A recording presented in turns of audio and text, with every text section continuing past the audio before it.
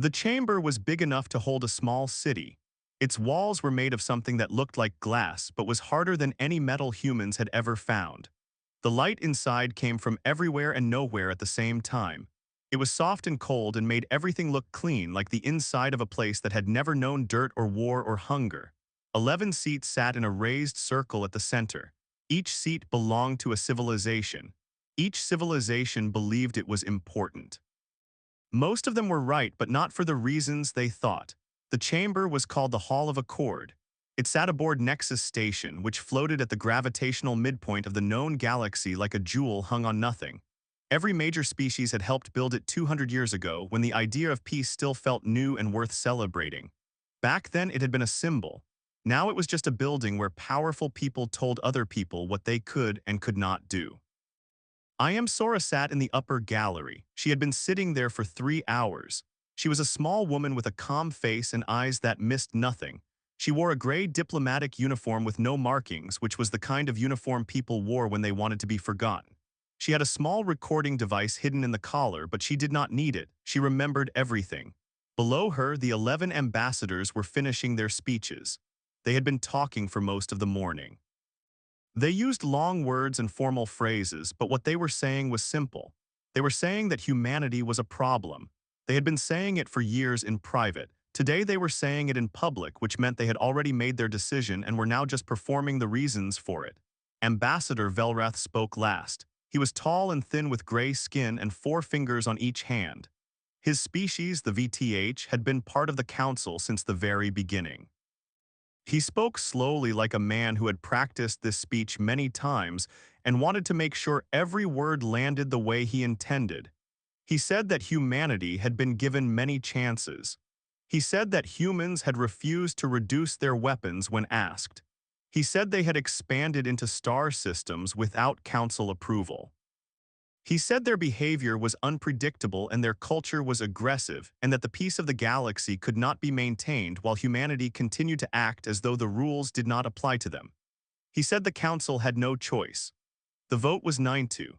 The 2 who voted against were Elder Cass, a wide, slow-moving creature from a water world called Drim, and a small ambassador from a species so minor that most of the other council members could not remember her name. Neither of them said anything after the vote. Elder Cass looked at the floor. The small ambassador looked at her hands. The decree was read aloud by a machine voice that echoed off the glass walls. Earth and all human settled worlds were to be removed from the galactic community permanently. Trade routes to human space would be closed. Communication relays connecting humanity to the rest of the galaxy would be shut down and physically dismantled.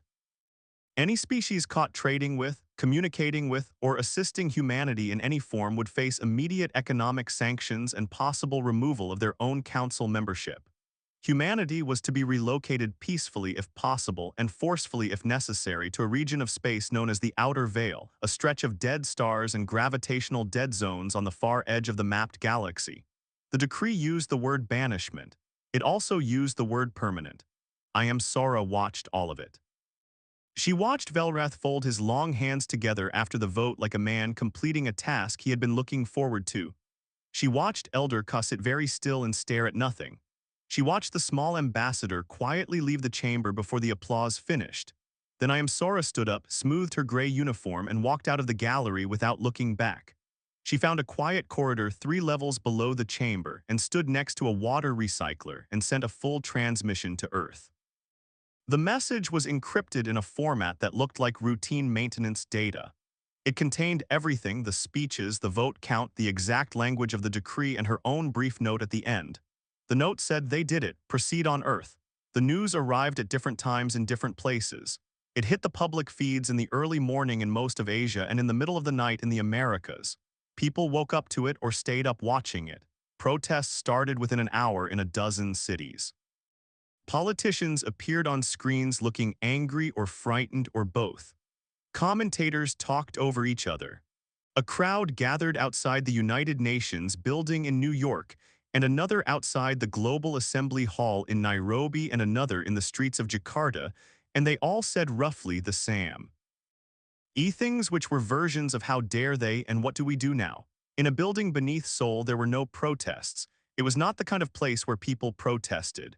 It was underground, reinforced, lit by practical lights, and filled with people who had spent the last 2 years quietly preparing for exactly this moment. Admiral Kang Duan sat at the head of a long table. He was not a large man, but he had a stillness about him that made people pay attention when he moved. He had short black hair going gray at the sides and a habit of keeping his hands flat on the table when he was thinking. He had watched the entire vote on a screen built into the wall. When it ended, he reached over and turned it off himself. The room was quiet for a moment. Hei Yuri sat 2 seats down from him. She was the chief engineer of what the council did not know existed yet. She had a tablet in her hand and dark circles under her eyes from working too many nights in a row, and she was already pulling up star charts before anyone spoke. Bayantio leaned back in his chair with his arms crossed. He commanded the Vanguard Wing, which was currently sitting in a construction bay in the outer asteroid belt, looking nothing like a military force yet. He was chewing on the end of a pen. Kang Duan looked around the table. Then he said simply and without any particular emotion that this was good news. He said they no longer needed to ask anyone for anything. He said the council had handed them an excuse to do everything they had already been planning to do, and that starting today they would do it without apology and without delay. Hei Yuri looked up from her tablet. On it was a star map of the outer veil already covered in markings and notes and survey data. She had been building that map for 14 months. She said the council had no idea what was actually out there. Kang Duan said he knew. Then he told everyone to get to work. 18 months passed and the galaxy forgot about humanity almost completely. It was not hard to forget. The council had other things to worry about. The VTH and the Orani were fighting over a mineral-rich moon in the middle systems. 2 smaller species had merged their governments and were now demanding a second seat at the council table, which nobody wanted to give them. Trade disputes, border skirmishes, old grudges dressed up as new political arguments. The galaxy was full of noise, and humanity had gone quiet, which made it very easy to stop thinking about them. Wrath gave a speech 3 months after the banishment, in which he said the decision had already proven to be correct. He pointed to the reduction in border incidents and the improvement in trade flow along the central routes as evidence that removing humanity had been the right move. He was applauded. He looked satisfied. He did not look at Elder Cass, who sat in his seat and said nothing. Elder Cass had started asking questions about the outer veil shortly after the vote. He had asked the council's Seagraphy division for updated surveys of the region. He was told the surveys were current. He asked when the last active scan had been done. There was a long pause before anyone answered, and when they did, the answer was 40 years ago. He asked why no new surveys had been ordered before sending humanity there. Nobody had a good answer for that either. He wrote a formal request for a new survey mission. The request was approved, logged, and then quietly delayed due to budget considerations. It was still being delayed when the 18 months ended. Nobody told Cass anything. Nobody thought there was anything to tell. In the outer veil, everything was being told to everybody all at once. Wu Jichin was 23 years old and had grown up in Innanin in a small apartment 2 blocks from the sea. He had joined the engineering corps because his older brother had, and because it paid better than most things available to a young man with no family connections and a talent for fixing machines. He had not expected at 23 to be standing on the observation deck of a colony carrier, the size of a small mountain, watching the stars of the outer veil go past like scattered salt on a black table. He had also not expected what the outer veil actually looked like from the inside.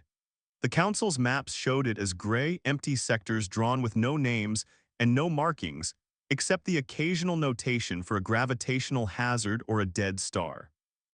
It looked on paper like the galaxy's trash heap, a place to put things that nobody wanted anymore. What it actually was something else entirely. The gravitational anomalies the council had mapped as hazards turned out to be the remains of an ancient civilization's infrastructure. Not ruins exactly, more like bones. Enormous curved structures drifting in slow orbits around dead stars made of materials that no scanner in the council's inventory could properly classify. Some were hollow, some were not. Some appeared to have been deliberately placed, arranged in patterns that had no name yet, because no one alive had ever seen them before. The mineral density in the veil was extraordinary. Veins of rare elements ran through asteroid clusters so thick that a single cluster could supply a mid-sized civilization's industrial needs for a generation. The Council's instruments had read the region as barren because they had been calibrated for the kinds of deposits found in the central systems. Human instruments had been built to different tolerances, designed to search deeper and measure more broadly. They read the veil the way a good doctor reads a patient, not just for what was visible, but for what was underneath. Yuri had not slept more than 5 hours at a stretch in 8 months. She did not complain about this. She did not appear to notice it. She moved through the engineering bays of the primary research station like she lived inside the work itself, pulling fragments of ancient technology from storage units and laying them out on wide tables and staring at them until something made sense. The fold compression drive had come from one of those fragments. It had taken her team 4 months to understand what they were looking at, another 2 to build a working model small enough to test. The test had been done in secret in a deadened corner of the Veil with only 3 ships present. When it worked, nobody cheered. They all stood in silence for almost a full minute, staring at the readings on their screens. Then one of the younger engineers started crying quietly and nobody made anything of it. A fold compression drive did not move a ship from one place to another. It folded space so that 2 points touched and the ship simply stepped through. It was not faster than light travel. It was the elimination of the concept of distance entirely. A ship using the drive could go from one end of the known galaxy to the other in the time it took to brew a cup of coffee. The Council's fastest ships took 3 weeks to cross the same distance. Yuri wrote up her findings in a technical report that was calm, precise, and completely without drama. She sent it to Admiral Kang Duwan with a short note at the bottom that said the second and third generation prototypes were already in development and that she expected full fleet-scale installation within 6 months. Duwan read the report twice. Then he went to his private office, which was very small and had a single viewport looking out at a cluster of ancient structures drifting in the dark, and he sat alone for 10 minutes. Nobody knew what he thought about during those 10 minutes. When he came out, he called a senior staff meeting and told everyone to accelerate every timeline by 30%. Baio had spent those same 18 months turning a collection of pilots and soldiers into something new. He had done it the way the Veil demanded, not by drilling them in open space combat, which was the Council's way, but by running them through the magnetic storms and gravity pockets of the Veil itself every single day. His pilots learned to fly the way fish learn to swim in rough water. They stopped fighting the environment and started using it. They developed instincts that no textbook could teach because no textbook had ever been written for conditions like these. By the end of the 18th month, Tio could run 60 ships through a gravitational corridor in total radio silence with 0 collisions. He could do it at night in a storm at full speed. He told his pilots often that their greatest advantage was not their ships or their weapons. Their greatest advantage was that their enemy had never operated in these conditions and never would understand them, while his people had lived in them long enough that the Veil felt like home. Wu Chan, watching all of this from the ground level of a civilization rebuilding itself in the dark, felt something he could not quite name. It was not pride exactly, though there was some of that. It was more like the feeling of watching a long, slow fire finally reach the thing it had been building toward all along. He wrote letters home. He described the stars, the structures, the work. He did not describe the weapons testing or the drive trials. But in every letter, without ever saying it directly, he tried to communicate what it felt like to be part of something that the rest of the galaxy had no idea was happening. Nobody was watching. Nobody was listening. Which was, of course, exactly the point. The freighter was called the Seventh Dawn, and it was dying. It had been caught in a fringe storm 3 days earlier, one of the sudden electromagnetic surges that rolled through the outer edge of mapped council space with almost no warning. The storm had knocked out 2 of its 3 engine cores, shredded its long-range communications array, and sent it drifting at a slow angle toward the one region of space that every council navigation chart marked in red with the simple word avoid. There were 11 crew members aboard. 2 were injured. All of them were hungry. And cold because the heating systems had been running on backup power for 30 hours, and backup power only went so far. The captain was a VTH woman named Doral.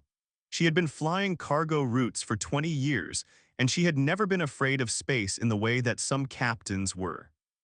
But she was afraid now not because of the cold or the dark, but because she had been watching the outer veil grow slowly larger in her forward viewport for 3 days, and she did not know what would happen when they crossed the boundary.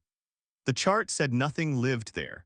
The charts said it was empty, but the charts were 40 years old, and Doral was smart enough to know that 40 years was a long time. When the human patrol vessel appeared off her port side, she thought for 1/2 second that she was hallucinating. It was a mid-sized ship, gay black, with a design she did not recognize from any database she had ever used. It moved without the hum that most council drives produced. It was just there. Suddenly, the way a stone is just there when you step on it in the dark. A voice came over the open channel. It spoke in perfect Galactic Standard, which was the trade language of the Council, with a very slight accent that Doral could not identify. The voice said, "Seventh Dawn, this is the escort vessel, Heron. You have entered the Outer Veil. We saw you coming. Your engine signature has been tracked for about 6 hours. We are not going to hurt you. Please respond." Doral responded. She did not have much of a choice. What happened next was not what she expected. She had expected at worst to be taken prisoner, at best to be turned around and pushed back toward council space. She had not expected to be welcomed. The Heron matched speed with the Seventh Dawn and held position while 2 human engineers in sealed suits crossed over and began repairs on the damaged engine cores. They worked quickly and without any fuss, communicating with each other in Korean, which Doral's translator rendered as a series of technical phrases and the occasional short joke. One of them patched the heating system first without being asked, and the warmth that came back through the Seventh Dawn made 2 of Doral's crew members visibly relax for the first time in days. The injured crew members were brought aboard the Heron and treated in a medical bay that Doral, when she saw it, quietly noted was better equipped than most council station clinics she had used. She did not say this out loud. They were on the Heron for 16 hours. During that time, they were fed real food, hot, well-made, carefully prepared. They were given clean clothes and places to sleep. Nobody interrogated them. Nobody threatened them. The human crew was polite, professional, and almost casually warm in the way that felt genuine rather than performed. They were also shown things, not everything, not the drive research or the weapon systems or the full scope of what existed deeper in the veil, but enough. Doral was walked past a viewport that looked out at a construction platform where 3 ships were being assembled that were unlike anything she had ever seen in terms of scale. She was shown an energy readout on an open screen that she was clearly meant to see, which showed power generation numbers that did not fit any civilization she knew of. She was given a brief tour of the Heron itself, which moved and responded with a smoothness that told her the engineering beneath it was far ahead of what had appeared on the outside. None of it was accidental. She understood that every single thing she was allowed to see had been decided in advance. She was being shown a message. She just had to read it. When the Seventh Dawn was repaired, Doral's crew was returned to their ship with full fuel tanks, a repaired communications array, and a case of food supplies for the journey home. At the airlock, a human officer handed her a sealed data package and passed on a verbal message. The verbal message was from Admiral Kang Duan. It said, "Humanity holds no grudge. We have been busy. When you are ready to talk, you know where to find us." Doral carried the data package back to Council space and delivered it in person to the nearest Council relay station, which forwarded it to Nexus Station within the hour. She also filed a full incident report, which was required, and in which she wrote everything she had seen and heard as accurately as she could. She did not editorialize. She did not need to. The plain facts were enough. The data package contained detailed scans of 12 human stations now operating in the Outer Veil. It contained energy output readings. It contained a short, politely formatted technical paper written with careful academic language, full citations, and a modest abstract that described in theoretical terms only a method of spatial compression that could reduce travel time across the galaxy from weeks to hours. The paper was 12 pages long.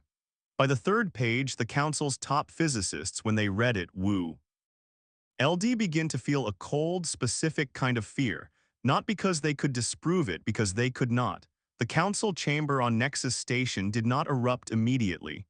It took about 4 hours after the data package arrived for enough members to read enough of it to understand what they were looking at. Then it erupted. Wrath was the loudest. He said the data was fabricated. He said it was a threat dressed up as diplomacy. He said humanity was using the standard tactics of an aggressive species. Provocation followed by the offer of conversation designed to make the other party feel weak. He said the council should respond with strength and clarity. He proposed a military expedition, a show of force. 40 warships crossing into the outer veil to assess and if necessary destroy key human installations as a warning. 7 council members voted in favor. Elder Cass voted against. Then he stood up from his seat, which was unusual because he almost never stood during sessions. He looked at for a long moment without saying anything. Then he looked at the data package summary displayed on the chamber's central screen.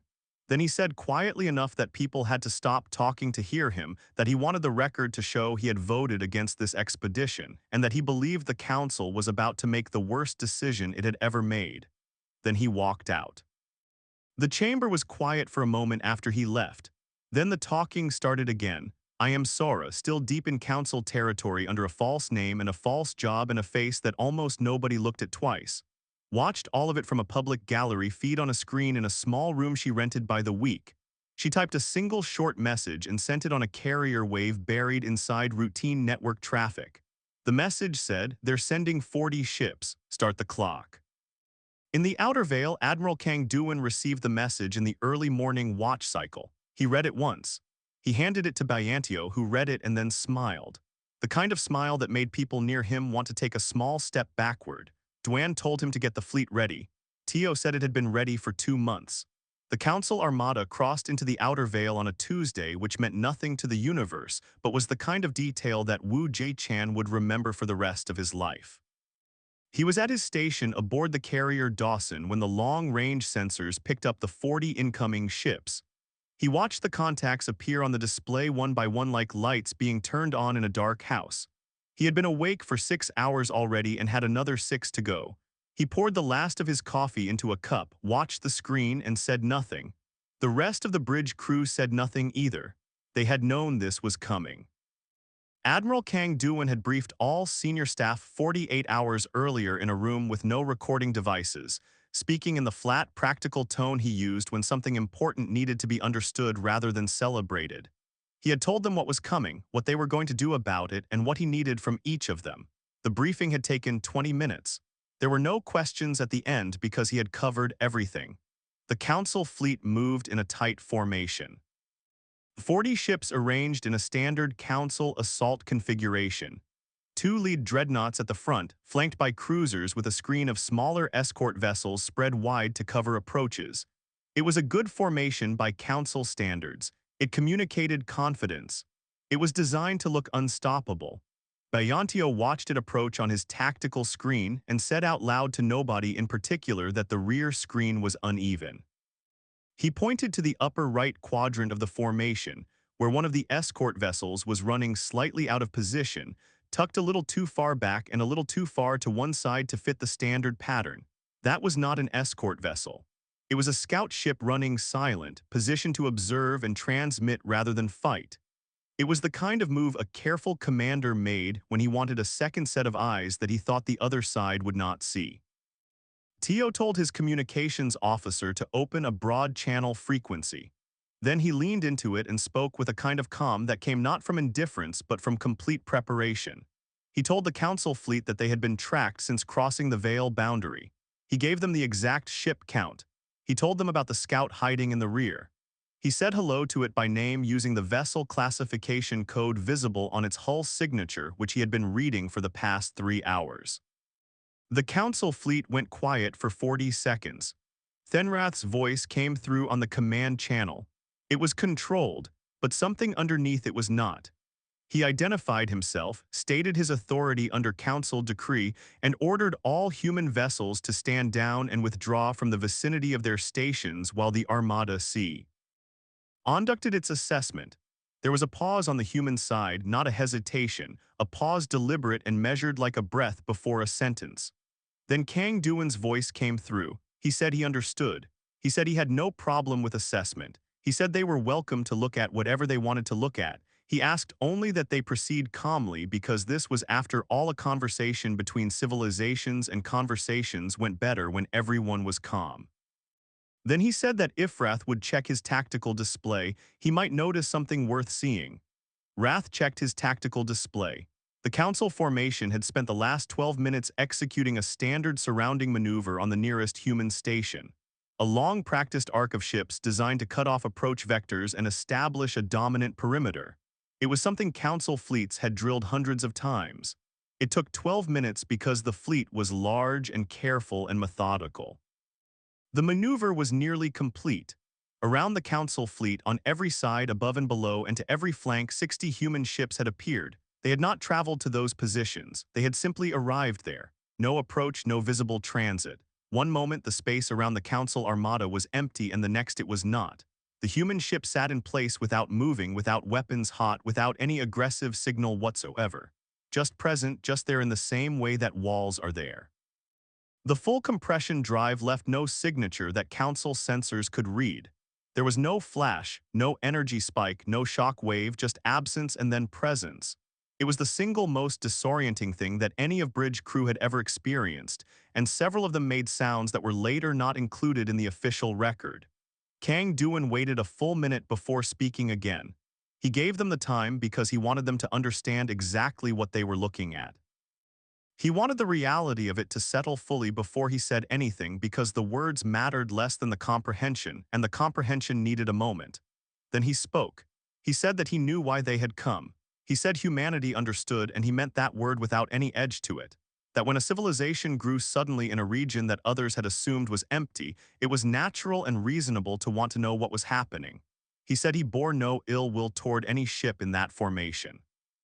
He said there were fathers and daughters and long-service officers in those crews who had no personal stake in the politics that brought them here, and he respected that. He said, "You came to see if we were a threat. We are not to anyone who leaves us in peace, but I want you to look at your tactical display right now, and I want you to understand something. We let you try to surround us so you could see what surrounding actually looks like." Nobody fired a weapon. Nobody moved. Velro sat in his command chair and looked at the screen in front of him and did not speak for a very long time. His fleet was boxed completely and perfectly and without a single hostile action on the human side. Every approach vector, every retreat corridor, every gap in the formation, all of it covered. Not approximately, exactly. His tactical officer said very quietly that the human positioning was precise to within 11 m across all 60 ships. She said this was not possible with conventional drives and conventional coordination. She said her instruments showed no evidence of how the ships had arrived, only that they had. She looked at her commander and waited. Vel did not respond to her. Wei Chan at his station aboard the Dawson watched the tactical overlay in silence. He had not been in the briefing that explained every detail of the plan, but he had understood the shape of it.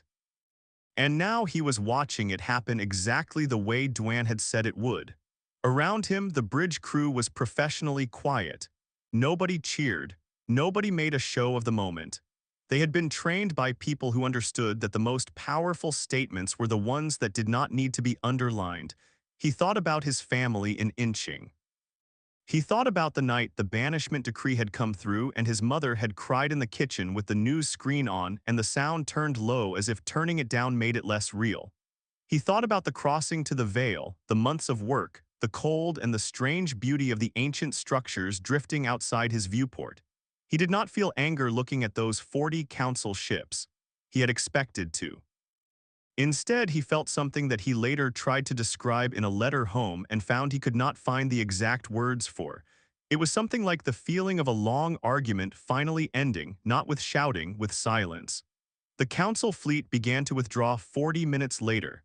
It moved slowly in the careful way of something that did not want to turn its back too quickly. 60.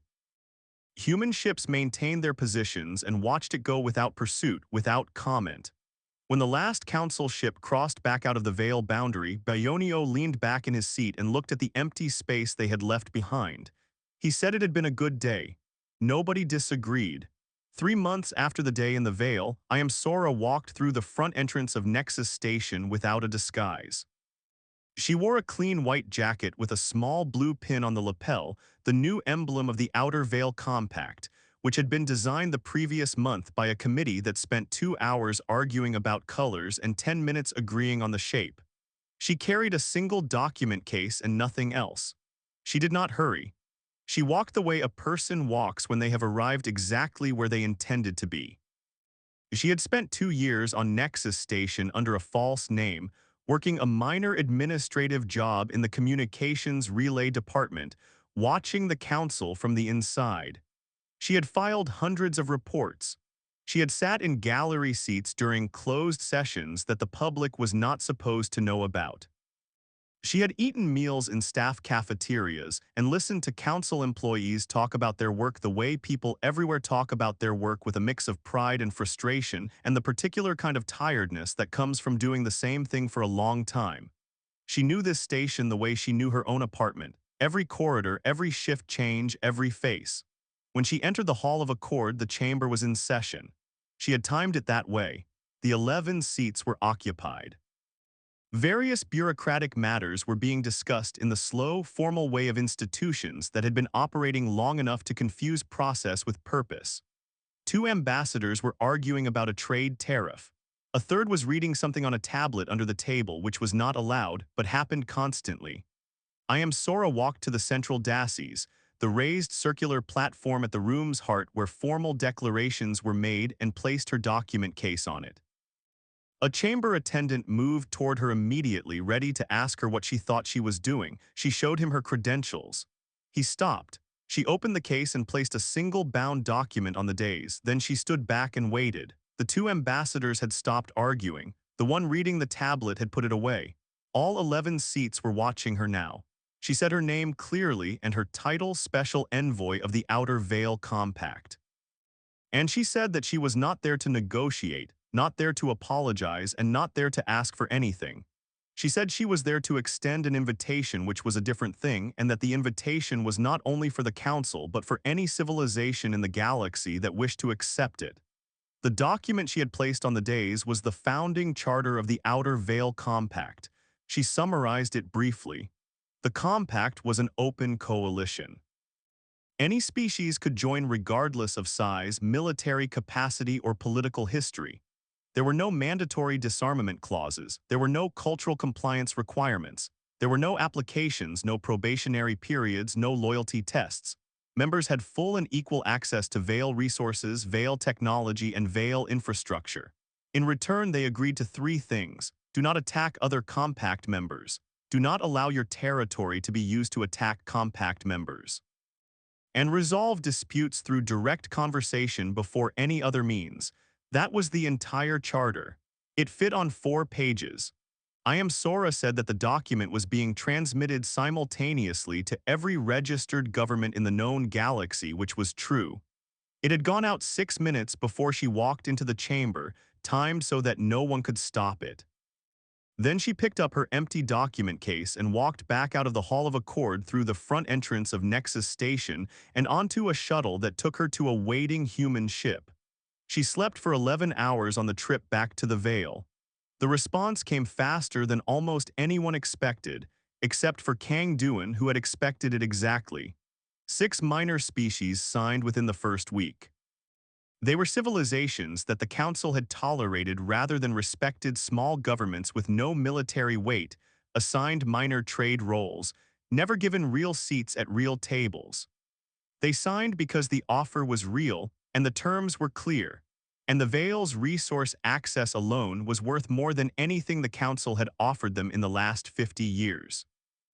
2 more species joined in the second week, then a 9th, then 3 more in the same month, including a mid-sized civilization that had been a council member for 30 years and had spent most of that time being outvoted on matters that directly affected it.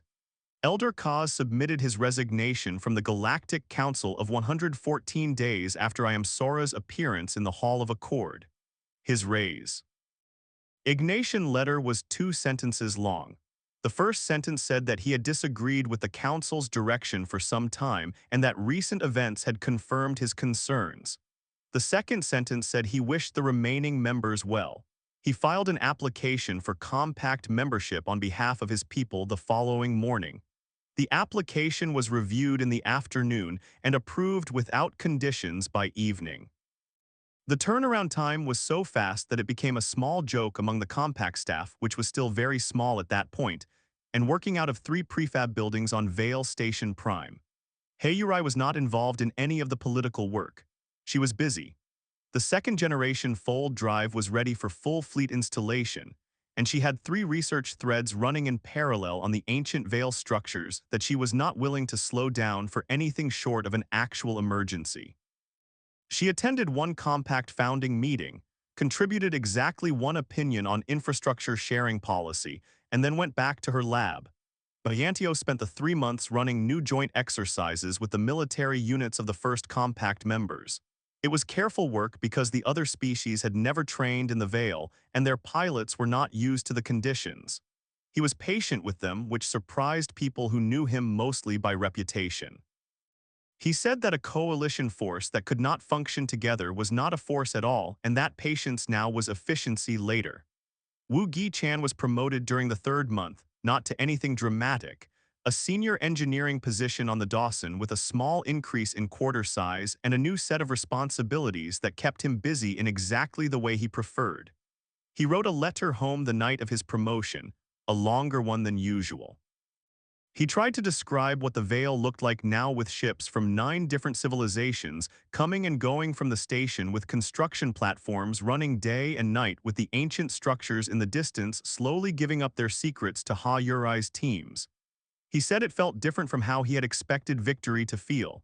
He had thought it would feel loud. It felt quiet instead, solid, like something built to last. On the evening that the 10th compact member signed, Admiral Kang Duwan stood at the viewport of his flagship. The ship was docked at Vale Station Prime, and through the viewport he could see the long curve of the station's main bay where ships from 7 different civilizations were berthed in rows. Some were loading cargo, some were being repaired, some were just there present, part of something that had not existed 2 years ago and now would not stop existing. Hayuri came to stand beside him. She had a cup of coffee in one hand and her tablet in the other, and the tablet still had 3 open research files on it even now at this hour, at this moment. She said that the council had called it a banishment. He said he knew. She said it was the best thing they had ever done for humanity. He did not answer right away. He looked at the ships and the people moving between them and the stars beyond the station's outer edge, and the particular dark of the Vale which he had learned over 2 years was not really dark at all if you knew how to look at it. Then he said he agreed. Outside, a fold compression test run was in progress. The ripple it sent through local space was visible for just a moment from the viewport. A brief shimmer in the stars like a stone dropped in still water. Then the space settled again and the stars were back steady and unchanged and infinite. The Council of 11 still existed. It still met on Nexus Station and made its decisions and issued its decrees. But the galaxy it was making decisions about was smaller now and getting smaller. And the part of it that was growing was somewhere else entirely. Humanity had not come back to the galaxy. The galaxy had come to them. And the door, unlike the one that had been slammed in their faces 2 years ago, was open to anyone who wanted to walk through.